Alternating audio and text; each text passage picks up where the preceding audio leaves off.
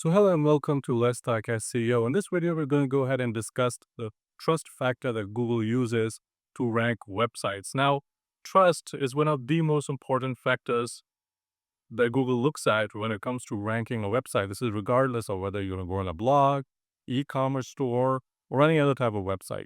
While the trust factor and the measurement may differ, the way in which this works is the same. And we know this from two sources. The first source being the US DOJ leak, where Google had to reveal a lot of the stuff they do with their algorithm during discovery. And we found that Google does use trust factors, and exactly how that's used is written into their patent. And interestingly, this patent is pretty old.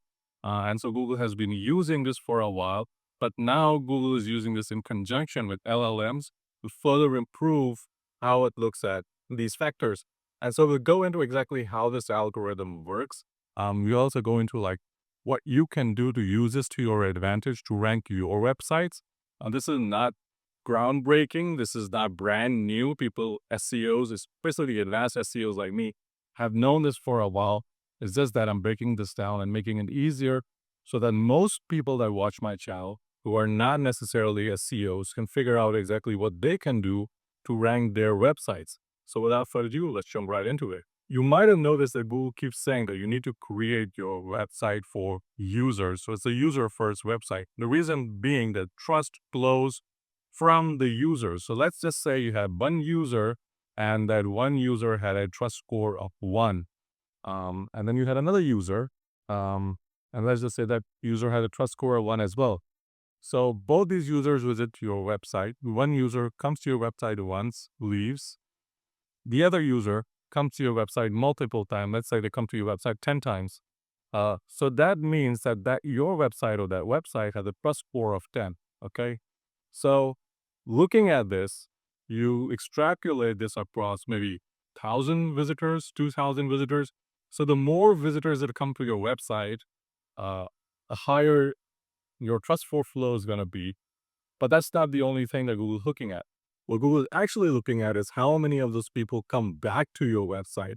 So the single visit is not as important as a return visit. So a return visit tells Google that this website is high trust because people who trust the information on this website are coming back to get more of it, as opposed to someone who just comes in once and leaves. This is especially important for informational websites that rely on people coming in and reading your information, and that's how they make money.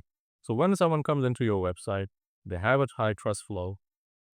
So now that your website has a high trust flow, there are two things that could happen from here. You can link to another website that has a low trust flow, and it will increase that website's trust flow simply because you have high trust flow. So websites in the algorithm, if you want to go ahead and read that, websites in the algorithm have been defined as entities. Also, users have been defined as entities as well in some instances. And so when websites are entities, so when these entities link to your website, it automatically increase the trust score of your website.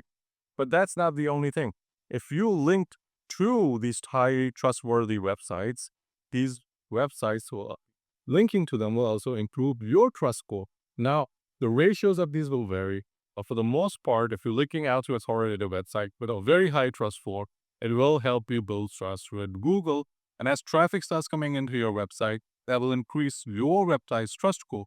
So if you're going to build links, you want to buy links from websites, or you want to get links from websites that get traffic, and ideally from pages that get traffic, as opposed to just buying a link from a supposedly high DA domain. Again, this will depend on your specific use case and what you're trying to achieve. There are certain labels that a trusted website will use to link to your website, which will pass trust flow. The first obviously being an anchor text. So anchor text will help pass trust flow. There are also then the mentions of your brand. So if the website mentions your brand, that also passes trust flow, especially if your brand is already known to Google. The next one is a logo. So if another website just puts your logo and says, this is the website on where we got this information, a lot of times this will be done by AI overviews or AI mode. That also helps pass trust. And finally, if someone mentions a quote from your site, so they don't necessarily need to link out to your website, but just quoting your site and putting the name of your site right next to it will help cast that trust flow. So I'll link to the patent in the description of this video. You can go and read through it. It's pretty dense reading. It's complex. It's technical.